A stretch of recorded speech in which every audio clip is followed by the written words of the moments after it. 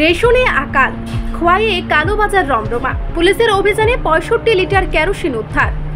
একদিকে রেশন দোকানে মাত্র 500 গ্রাম কেরোসিন তেলের জন্য সাধারণ মানুষের দীর্ঘ প্রতীক্ষা। অন্যদিকে খোয়াই শহরে অবাধে চলছে কালোবাজারে। স্বাধীনতা দিবসের প্রাক্কালে খোয়াই আউটপোস্টের পুলিশ গোপন সংবাদের ভিত্তিতে অভিযান চালিয়ে লালছড়া থেকে 65 লিটার অবৈধভাবে মজুত করা কেরোসিন বাজেয়াপ্ত করেছে।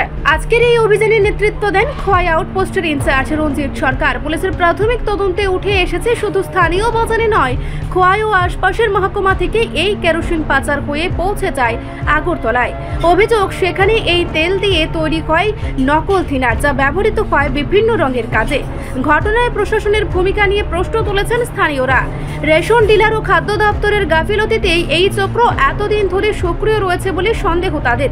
খোয়াইবাসীর দাবি, দোষীদের দ্রুত গ্রেফতার করে কঠোর শাস্তির ব্যবস্থা করা হোক, যাতে সাধারণ মানুষের হকের তেল কালোবাজারিদের হাতে না পড়ে।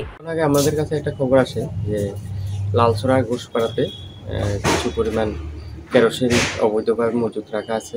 আমরা সেই খবর পেয়ে আমরা যাই।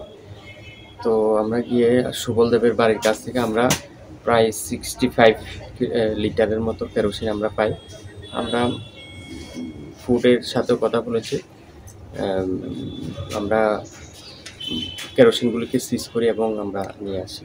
স্যার, কাউকে ধরা হয়েছে না, এখনো পর্যন্ত ধরা হয়নি কাউকে। মালগুলি কি ফুডের স্যার? ফুডের বলতে কেরোসিন, এটি তো এসেনশিয়াল কমোডিটিস, ফুডের হবে। Thank you. রিপোর্ট সংবাদ প্রতীক্ষা।